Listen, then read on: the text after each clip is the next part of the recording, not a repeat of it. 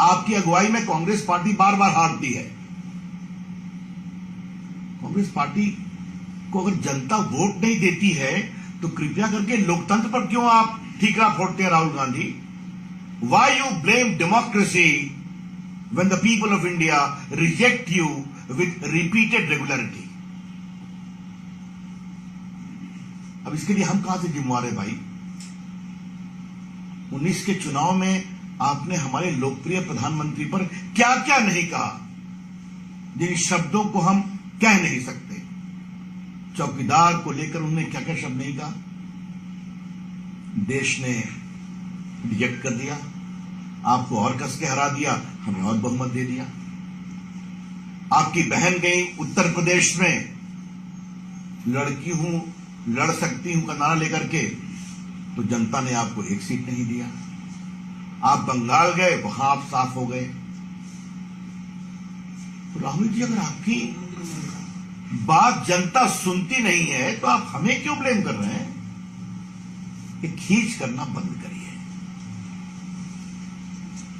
सही सवाल यह है कि कांग्रेस का लोकतंत्र भ्रष्टाचार तंत्र था। Democracy under Congress party had become an epitome of corruption.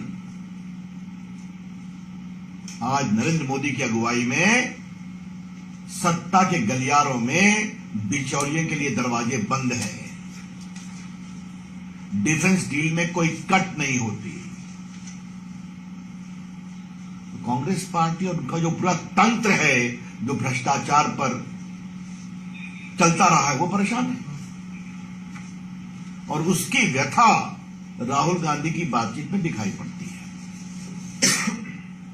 और राहुल गांधी ने कहा, मैं सत्य बोलता हूं।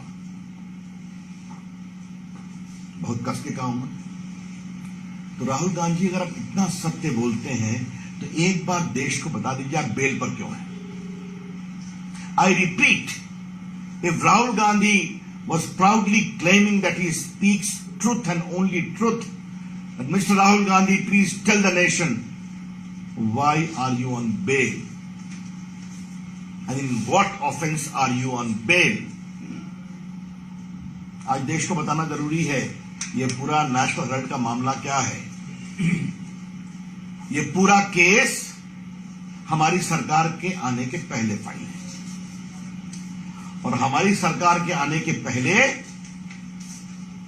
इस पर मजिस्ट्रेट के यहां कंप्लेंट हुआ, और कंप्लेंट होने के बाद उन्होंने कॉग्निजेंस लिया, और कॉग्निजेंस लेकर करके क्या आरोप लगा?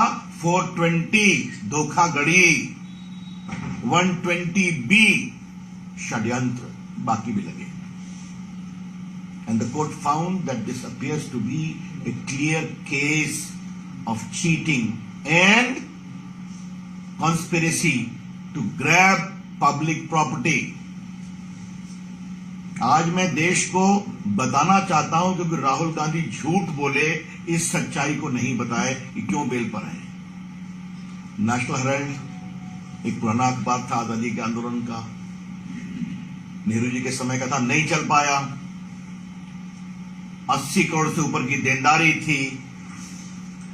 2010 में एसोसिएटेड जर्नल जो अखबार निकालता था, उसने इस पूरे को यंग इंडिया को शेयर दे दिया।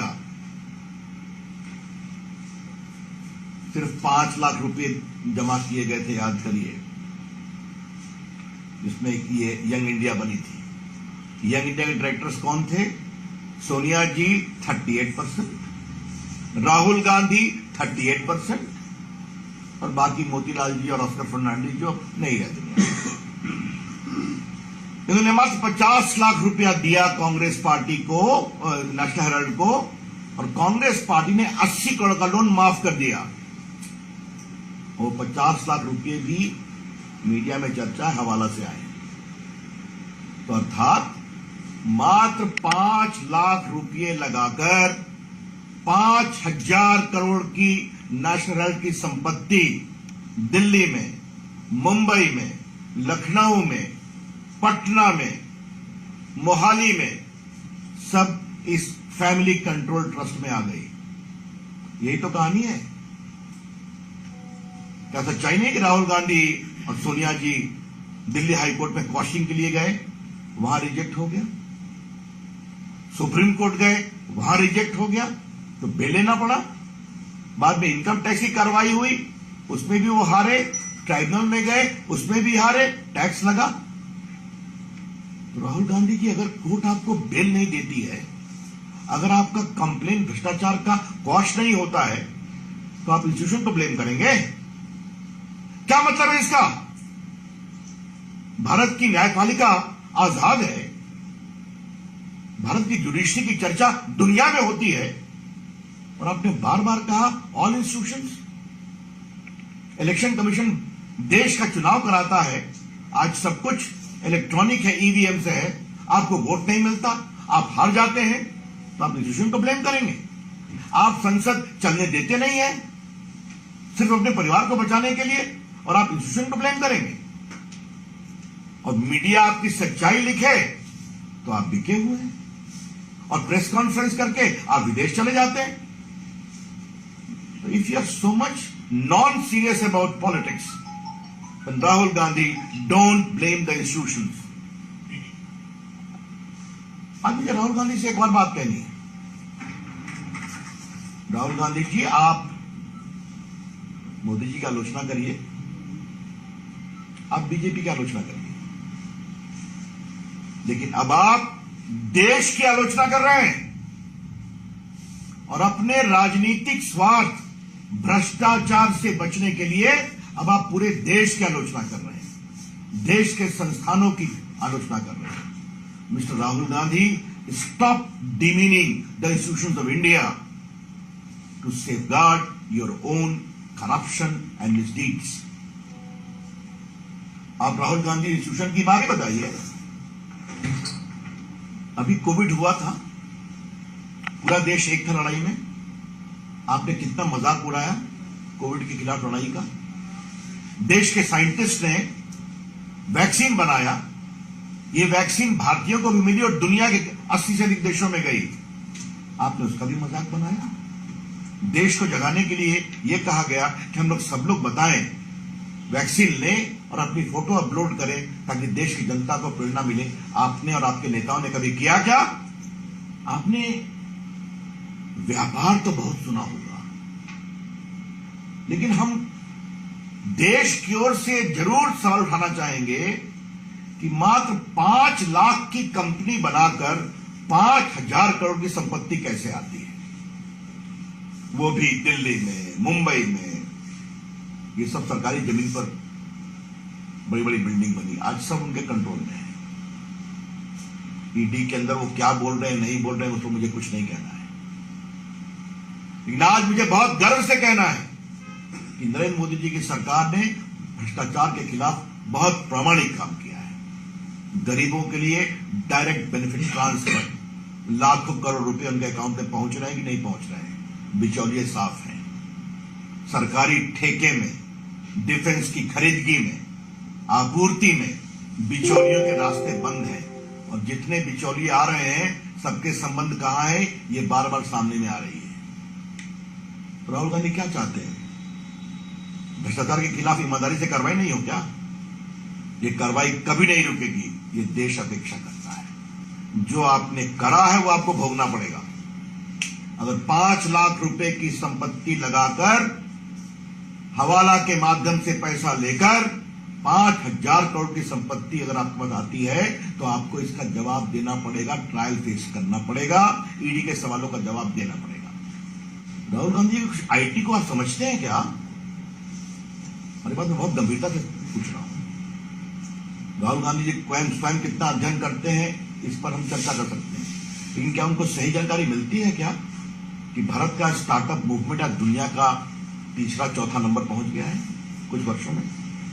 राहुल गांधी, आपको पता है क्या कि भारत के स्टार्टअप मूवमेंट में 100 स्टार्टअप यूनिकॉर्न हो गए?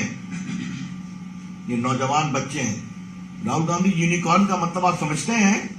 यूनिकॉर्न का मतलब होता है $1 बिलियन रेवेन्यू, 7,000 करोड़। और ये 25-30 साल के बच्चे नरेंद्र मोदी की अगुवाई में, प्रोत्साहन से आज दुनिया में भारत का परचम लहरा रहे हैं। राहुल गांधी जी, आपको पता है कि आज दुनिया की तमाम आईटी कंपनियों के सीईओ भारतीय हैं, अधिकांश के। राहुल गांधी जी, आपको पता है कि आज इंडियन आईटी इंडस्ट्री का आदर पूरी दुनिया में होता है। आज आपको पता है कि किस तरह से digital India, digital payment, direct benefit transfer, Covid के समय जिस तरह से 200 करोड़ लोगों को वैक्सीन दी गई और उसकी पूरी सूचना मोबाइल पर अवेलेबल थी डिजिटल माध्यम से, ये कुछ जानने की कोशिश की है आपने, और आपने स्टार्टअप पर मजाक कर दिया। ये बहुत दुर्भाग्यपूर्ण है और इसकी मैं भर्त्सना करता हूं।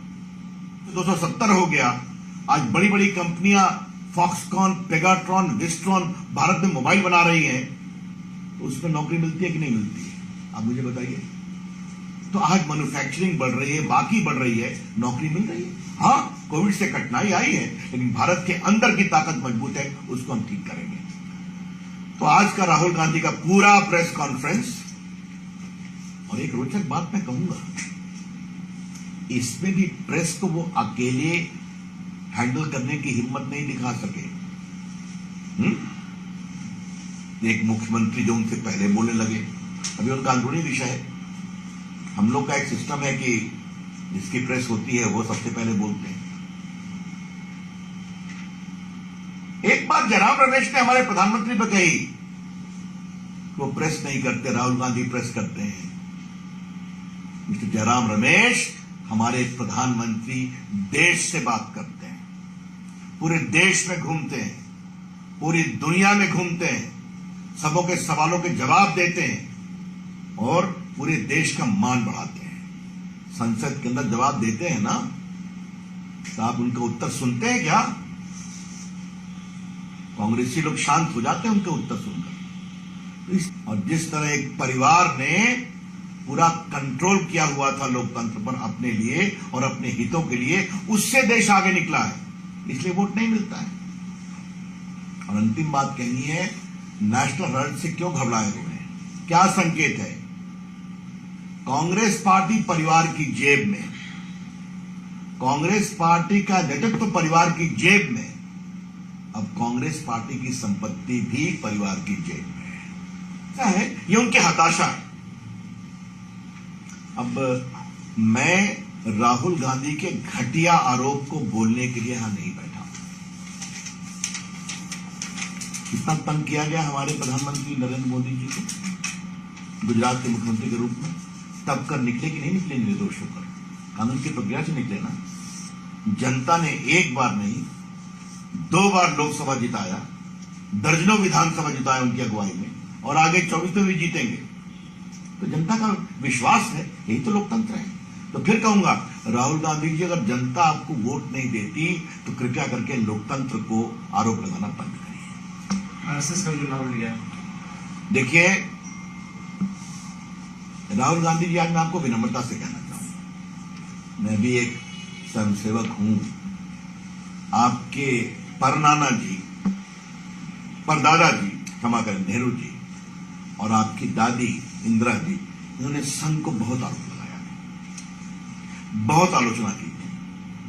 आपकी पार्टी घटती गई, राष्ट्रीय स्वयंसेवक संघ बढ़ता गया। क्यों? क्योंकि एक राष्ट्रवादी संगठन है जिसने भारत की सनातन संस्कृति के साथ इस देश को प्रेरित किया है, समाज सेवा का काम किया है, देशभक्ति का पाठ पढ़ाया है। कृपया करके ऐसे प्रामाणिक संगठन जो देशभक्ति के लिए हमेशा खड़ा रहता है, उसके खिलाफ ऐसी हल्की सतही बातें करना बंद करें और आप छोटे होते जाएंगे। आप देखिए हमारे प्रधानमंत्री की लोकतांत्रिक नीयत को। 14 में पहली बार प्रधानमंत्री बने तो 15 अगस्त को लाल किले से कहा, भारत को बनाने में सभी प्रधानमंत्रियों का योगदान है। नेहरू जी का भी नाम लिया, इंदिरा जी का भी नाम लिया, राजीव गांधी का भी नाम लिया। आप कैसे चर्चा करते हैं हमारे प्रधानमंत्री की, आज आपने अपने प्रेस में दिखा दिया। और अभी 3 मूर्ति का म्यूजियम बना तो हमारे प्रधानमंत्री का बड़ा हृदय देखिए, उन्होंने कहा भारत के सारे प्रधानमंत्रियों का इसमें स्थान दो। तो ये हमारी लोकतांत्रिक सोच है। आपके बारे में क्या कहूं? मैं, मेरी माताजी, मेरी बहन, मेरी पार्टी, मेरी जेब में और मेरी सोच, ये आपकी सोच है। लेकिन लोकतंत्र खतरे में है, ये दुहाई देना बंद करें। भ्रष्टाचार तंत्र कांग्रेस का खतरे में है और हम चाहते हैं वो खतरे में रहे, वो कार्रवाई होगी, रुकेगी नहीं।